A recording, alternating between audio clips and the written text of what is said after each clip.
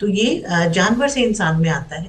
नहीं, ये वायरस नया वायरस नहीं है। पहले से भी बहुत बार इनकी इस वायरस के आउटब्रेक्स हुए हैं। हंटा वायरस एक स्पेशली हॉर्सेस वगैरह में भी देखे गए हैं पास्ट में इनके। तो जी। सतर्कता इंपॉर्टेंट है, जिसके कारण आज हम और आप बात भी कर रहे हैं इस जी। वायरस के बारे में। तो देखिए, चूहे में अगर वायरस है तभी ये वायरस वो किसी इंसान को दे सकता है। जी। सो इंसान से इंसान में इसका ट्रांसमिशन देखा गया है। नमस्कार, टीवी 9 भारतवर्ष देख रहे हैं आप। मैं हूं अरुण कुंद्राल। आज हम बात करने वाले हैं एक ऐसे वायरस की जिसका नाम सुनते ही लोगों में डर और कंफ्यूजन दोनों बढ़ जाते हैं और सोशल मीडिया पर बहुत ट्रेंडिंग भी है इस वक्त। ये है हंता वायरस। हाल ही में इसे लेकर कई सारी खबरें जो हैं वो सामने आई हैं और लोगों के मन में सवाल ये है कि आखिर ये वायरस फैलता कैसे है, कितना खतरनाक है, क्या ये इंसान से इंसान में फैलता है, हवा से इंसान में फैलता है, या फिर जो भारत है, हमारा देश है, क्या इसे डरने की ज़रूरत है कि कहीं ये वायरस कोविड जैसी महामारी तो नहीं ले आएगा। इन सभी सवालों के जवाब देने के लिए आज हमारे साथ मौजूद हैं डॉक्टर अंकिता वैद्य, एचओडी हैं इन्फेक्शियस डिसीजेस, मणिपाल हॉस्पिटल। बहुत बहुत स्वागत है आपका डॉक्टर अंकिता। सबसे पहले तो आप हमारे दर्शकों को आसान भाषा में ये समझाइए कि आखिर हंता वायरस है क्या। सो हंटा वायरस जो है एक जानवर से इंसान में आने वाला वायरस है। सो ये चूहों के थ्रू इंसानों में फैलता है। तो चूहों की जो मल मूत्र होते हैं, सलाइवा होते हैं, उनके ड्रॉपिंग्स होते हैं, उसके थ्रू इंसानों में उससे एक्सपोज होने से इंसानों में आ सकता है। सो अभी जो एडवाइजरी जारी हुई है, जिससे एक तरह का पैनिक सिचुएशन आया है, जो आप बता रहे हैं कि लोग कोरोना वायरस से इसे काफी रिलेट करके देख रहे हैं। जी। तो मेरा मानना है कि वो पैनिक सिचुएशन नहीं है। कोरोना वायरस के फैलने का तरीका अलग होता है। वो एक दूसरे से बहुत जल्दी फैलता है, क्योंकि सांस की गति से फैलता है। सांस जी। के माइनर ड्रॉपलेट से इंसान में फैल सकता है। जबकि इस वायरस की अगर हम बात करते हैं, एंटा वायरस की, तो ये जानवर से इंसान में आता है। तो इंसानों से इंसानों में फैलने की गति बहुत रेयरली देखी गई है, स्पेशली ऐसे लोगों में जो कि केयर गिवर्स होते हैं। जो इन्फेक्टेड पर्सन है, उनके केयर गिवर्स हैं, बहुत समय तक उनके साथ रहते हैं, तो उनके इन्फेक्टेड सिक्रीशन से रेयरली पॉसिबिलिटी देखी गई है। कुछ केसेस रिपोर्ट्स हुए हैं, बट अगर हम आम तौर पे इसको कोरोना वायरस या फ्लू वायरस से रिलेट करके देखते हैं, क्योंकि ये भी एक रेस्पिरेटरी वायरस होता है, हम्म। लंग्स को इन्फेक्ट करता है, निमोनिया कॉज करता है, तो इसकी फैलने की जो गति होती है वो इनसे कहीं गुना कम होती है। इस जी। वायरस की फैलने जी। का तरीका भी अलग होता है। जी। देखिए, क्योंकि सोशल मीडिया पर अचानक से जो खबरें आती हैं उसकी वजह से लोगों को लगता है कि कुछ नई चीज़ है ये। तो यही सवाल मेरा आपसे है कि क्या ये वायरस कोई नया वायरस है या पहले से मौजूद था ये। नहीं, ये वायरस नया वायरस नहीं है। पहले से भी बहुत बार इनकी इस वायरस के आउटब्रेक्स हुए हैं। हंटा वायरस एक स्पेशली हॉर्सेस वगैरह में भी देखे गए हैं पास्ट में इनके आउटब्रेक्स। तो जो ये वायरस है, नया वायरस नहीं है, बिल्कुल नहीं। इसका जो असर होता है इन्फेक्शन का, ये हमारे लंग्स में होता है या कभी कभी किडनी पे भी होता है। ये सिंड्रोम की तरह प्रेजेंट करता है हंटा वायरस। जी। और नॉर्मल जो इसके इनिशियल लक्षण होते हैं वो आपके नॉर्मल फ्लू की तरह होते हैं। तो इसीलिए बहुत कॉमनली मिस होने का चांस होता है, और लोग ऐसा सोच रहे हैं कि कभी भी फ्लू जैसे लक्षण आए तो क्या हमें हंटा वायरस हो गया। मेरे पास भी इस तरह की काफी क्वेरीज आई हैं। तो इस तरह का बिल्कुल नहीं है कि कोई आम तौर पे अगर किसी को फ्लू है तो वो आप हंटा वायरस सोचेंगे।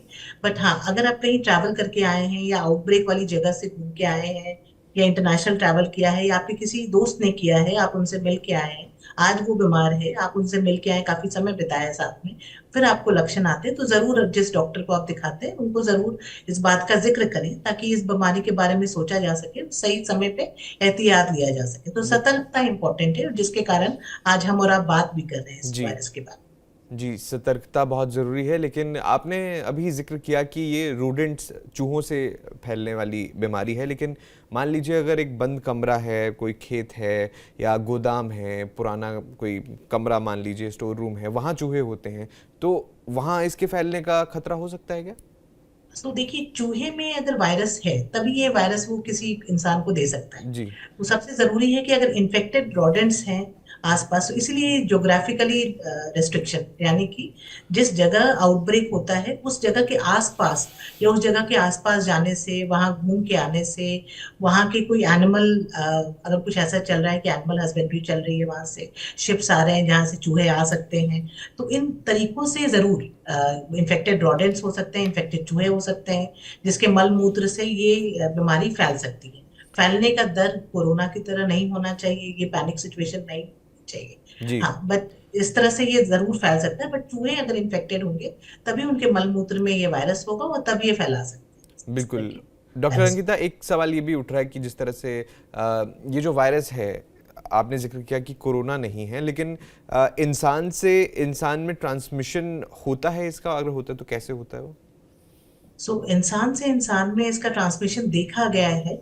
इनफैक्ट अभी भी जो कुछ केसेस रिपोर्ट हुए हैं जो डब्ल्यूएचओ ने नोटिफाई किया है उसमें भी ऐसे केसेस हैं जिसमें कि इंसान से इंसान में देखा गया है। स्तर बहुत कम होता है कि अगर कोई इन्फेक्टेड इंसान है तो ऐसा नहीं है कि कोई भी उसके साथ 5 मिनट समय बिताने से या उसके आसपास खड़ा है तो उसको हो जाएगा। इसके प्रोलॉन्ग कॉन्टैक्ट कॉन्टैक्ट यानी कि उसकी बॉडी फ्लूइड से कॉन्टैक्ट होना, तब और प्रोलॉन्ग एक्सपोज, लंबे समय तक एक्सपोज होना है, जिसमें ज्यादातर केयर गिवर्स होते हैं या क्लोज फैमिली मेंबर्स होते हैं, उनको इस तरह के लक्षण आ सकते हैं।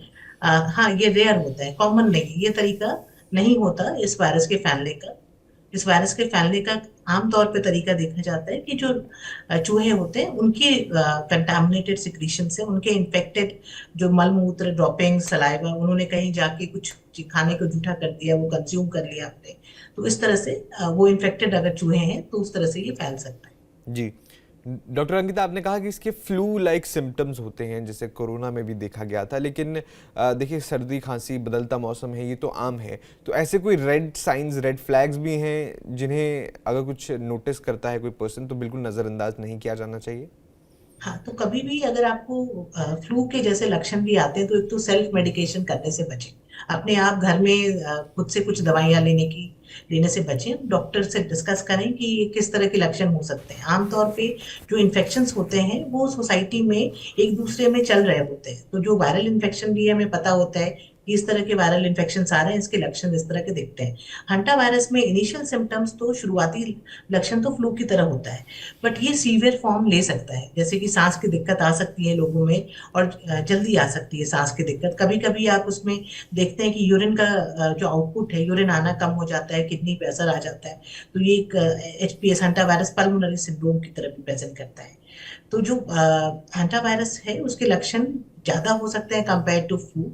उसको आप सस्पेक्ट कब करोगे, कब सोचोगे कि आपको क्या इस तरह का बीमारी हो सकता है, इसके बारे में जिक्र करना चाहिए अगर आप किसी के संपर्क में आए हो जो ट्रैवल करके आए। जी। अदरवाइज नॉर्मल फ्लू जैसे लक्षण दिख रहे हैं तो पैनिक नहीं करना है। अगर आप घर में ही हैं, आसपास हैं, ऐसे किसी से मिल के नहीं आए, ट्रैवल करके नहीं आए, तो ऐसे पैनिक नहीं करना है। लक्षण कुछ ज्यादा है या कम है, जरूर अपने डॉक्टर से मिलें ताकि समय पे मॉनिटरिंग और दवाइयाँ हो सकें। जी। डॉक्टर अंकिता, किन लोगों को हंता वायरस का सबसे ज़्यादा रिस्क हो सकता है? कौन से रिस्क ग्रुप हैं इस वायरस को लेकर? सबसे ज्यादा तो जो ट्रैवलर्स होते हैं, फ्रीक्वेंट ट्रैवलर्स होते हैं, वो एक रिस्क कैटेगरी में आते हैं, स्पेशली इंटरनेशनल ट्रैवल में। और अगर उस जोन में जा रहे हैं जहां पर ये वायरस अभी फैला हुआ है तो वो एट रिस्क हैं। जी। जो एनिमल केयर गिवर्स होते हैं वो भी एट रिस्क होते हैं, स्पेशली जो ये रोडेंट्स वगैरह पे काम करते हैं। काफी रिसर्च साइंटिस्ट भी मैं कहूँगी कि उस तरह से काम करते हैं। बड़े और बुजुर्गों में हमेशा देखा जाता है इम्यूनिटी कम होती है ऐसे लोगों में।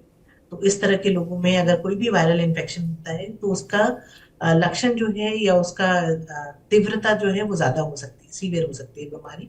सेम चीज, सेम हम हंटा वायरस के साथ भी देखते हैं। जी। और हंटा वायरस जो है ये अभी ऐसा नहीं है कि भारत से बहुत सारे केसेस रिपोर्ट हो चुके हैं। हम आज बात करें ताकि लोग सतर्क हो सके और बिल्कुल। पैनिक क्रिएट ना हो, इसके बारे में समझ सके। बिल्कुल, यही यही आपसे सवाल मेरा रहने वाला है कि देखिए, भारत जहाँ एक रोडेंट प्रॉब्लम जो है बेहद कॉमन है, और यहाँ हंता वायरस का रिस्क जो है कितना रियल हो जाता है, और साथ में आपने जिक्र किया कि भारत में कितने केसेस रिपोर्ट हुए हैं, तो वो मैं आज जानना चाहूँगा कि भारत में क्या हिस्ट्री है इसकी, कि भारत में कॉमन है या फिर बहुत ही रेयर है यहाँ पे?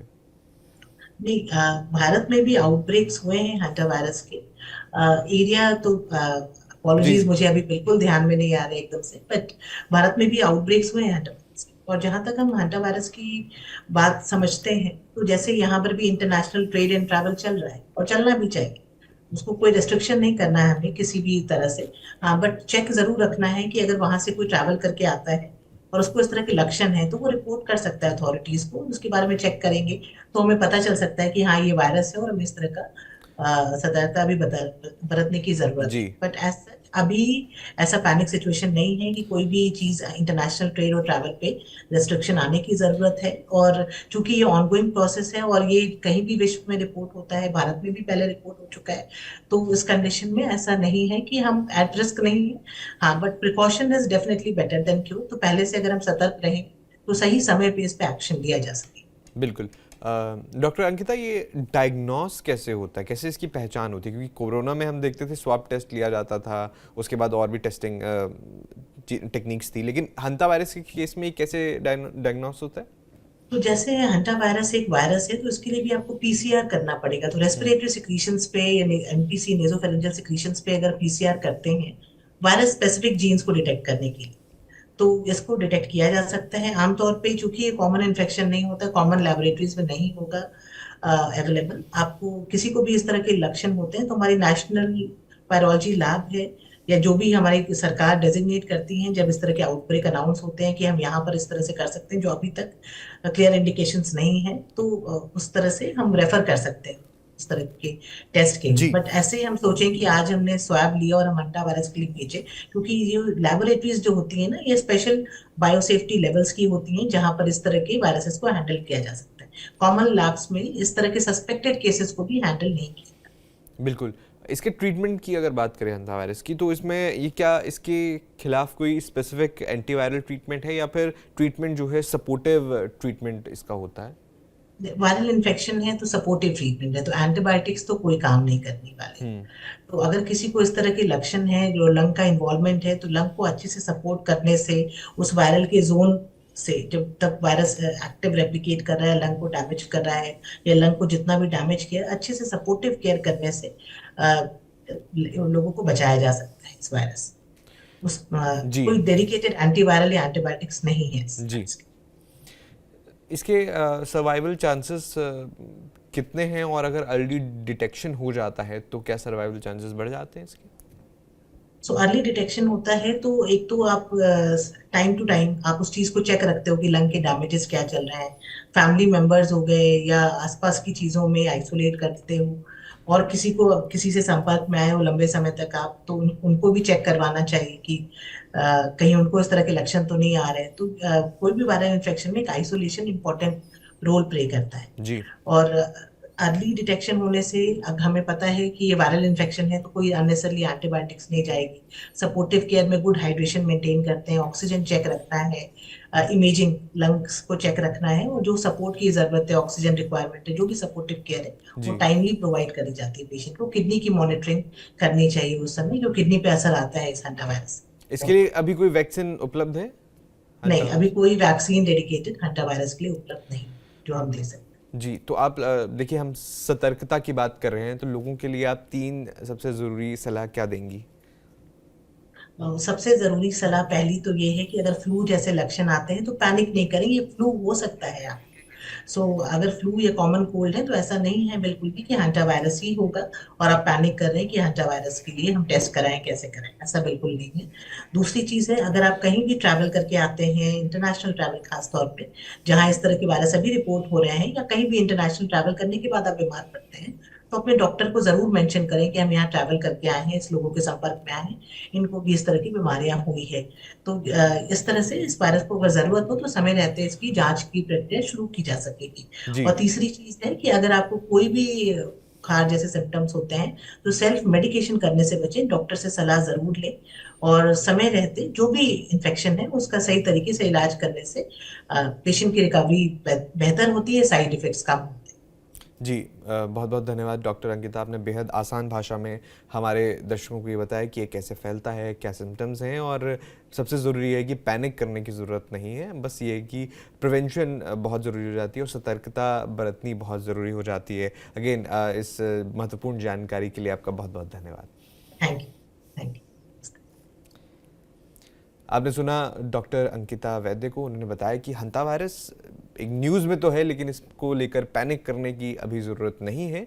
सतर्कता बेहद ज़रूरी हो जाती है, सरकार भी सतर्क है, आपको भी अपने लेवल पर सतर्क होना ज़रूरी है। और अगर आप फ्लू के कोई खांसी ज़ुकाम इस तरह के लक्षण देखते हैं तो सेल्फ मेडिकेशन से बचें और डॉक्टर के पास ज़रूर जाएं। बाकी आपका कोई सवाल हो, कोई सुझाव हो तो वो कमेंट बॉक्स में मुझे ज़रूर बताइएगा। और खबरों के लिए आप देखते रहिए TV9 भारतवर्ष।